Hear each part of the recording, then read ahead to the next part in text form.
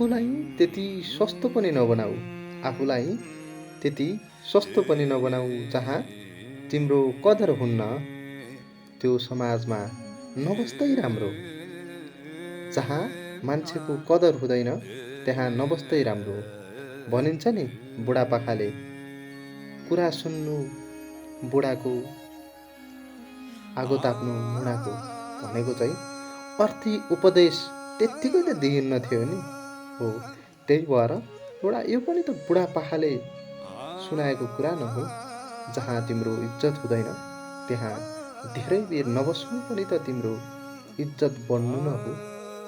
त्यही भएर समाजमा हरेक मान्छेहरू भेटिन्छन्। आफूलाई सर्वोपरि ठान्ने, मभन्दा कोही होइन मलाई नै मान्नुपर्छ भन्ने पनि भेटिन्छन्। हो, त्यहाँ बस्नुभन्दा सबैभन्दा उत्तम भगवान् कृष्ण भन्नुहुन्छ टाढा हुनु राम्रो।